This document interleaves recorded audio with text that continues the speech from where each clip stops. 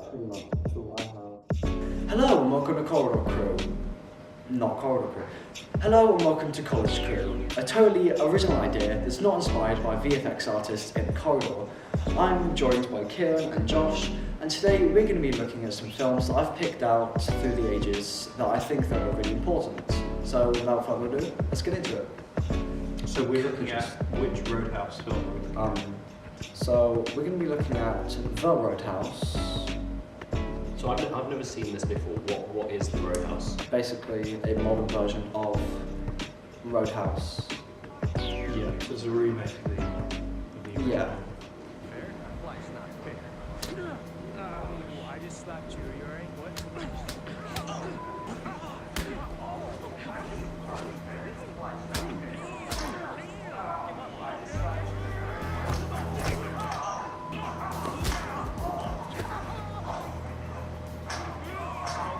No speed runs.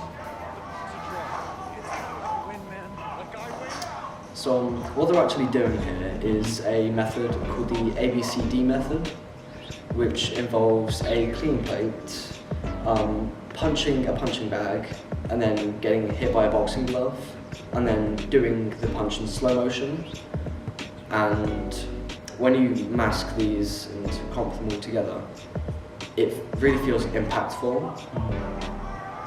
So for those people who don't know, what is a clean plate? A clean plate is when it's just the background, so it's not like the guys fighting, but it's more the background. So you could film, for example, the guys fighting on a green screen and then put it on top. But this is a moving background, so how would you comp it all together? I think for this movie what they did was use 2.5D for some parts, or they tried to match the camera action as best as possible. Like I said, it is a lot of work, which is why it doesn't get done often. But when it is done, it is, well, it's something. Yeah, surely it'd be easier to just hit them for real. Unfortunately, that's illegal. Is it really? Shame. So the next one is my favourite of all of these, and it is a scene from Nope.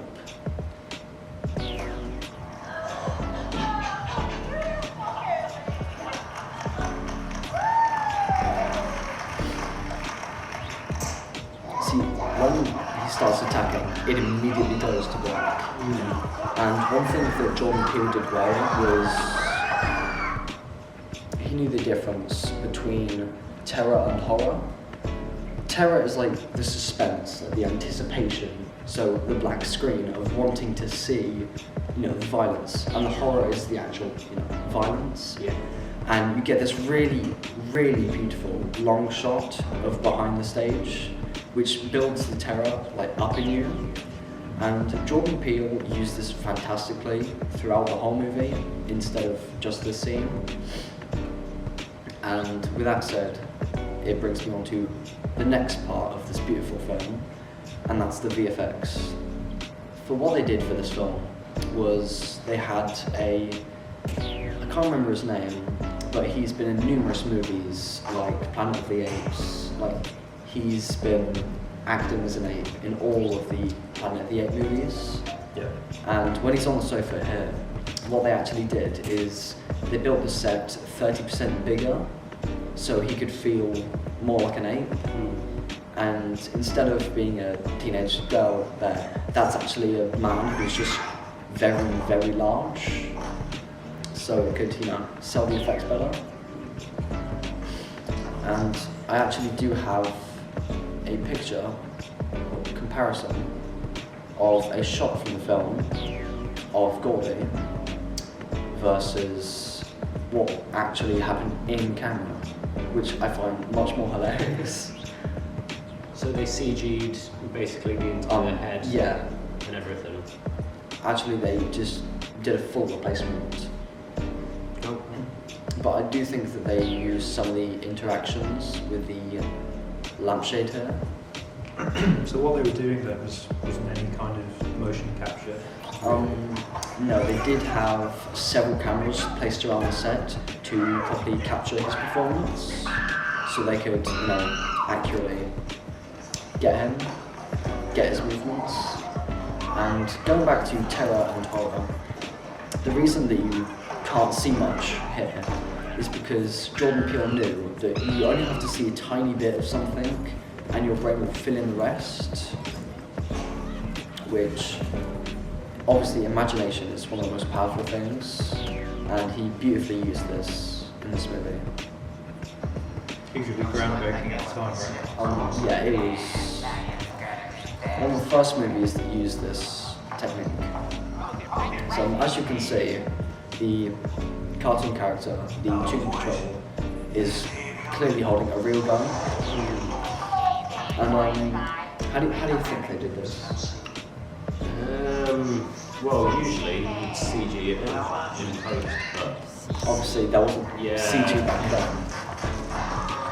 So how they did this, and it's honestly hilarious, is behind the camera they had a guy controlling a remote control like robot, and they'd draw over it to hide it.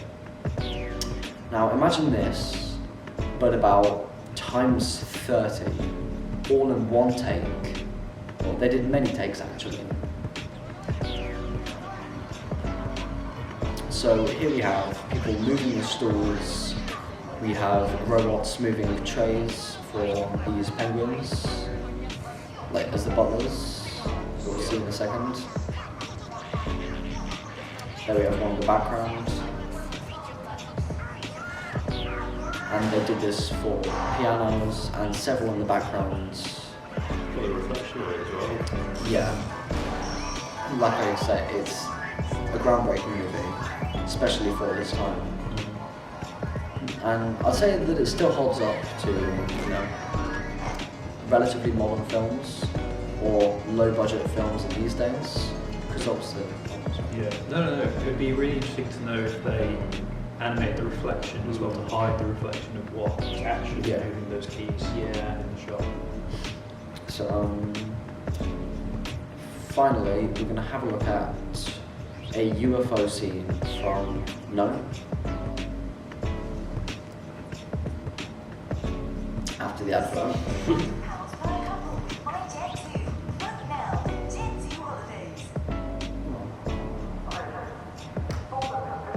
So this is the first sighting of the UFO.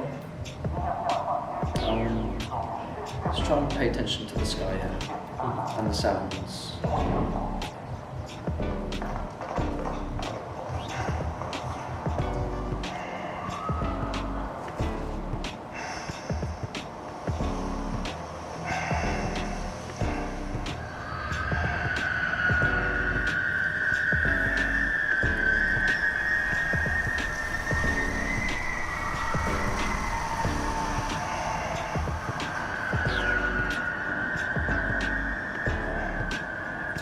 So what Jordan Peele is doing here is using a very cool trick called sonic ambiguity, where he's been mixing sounds of morphed bird sounds, horse screams, and the wind. And when you mix these into one sound, you can't really distinguish whether you're hearing anything at all or whether you're hearing screams. And yet again, he uses this numerous times throughout the movie. And using this effect, given the fact that this is the first time you hear the UFO, it makes you question whether you're hearing anything at all, or yet again, whether it's just the wind. And another fun fact is, because this is Hollywood, it's obviously very difficult to shoot nighttime scenes because that would just be such a pain to light. Yeah. So the entire sky here is entirely CG. Yeah, that's everything I've got. So yeah, that's the end of College Crew, and thanks for watching, and it won't be a next one, will it? No. And hopefully, yeah. And then end it there. That was What? End it on, and yeah. yeah.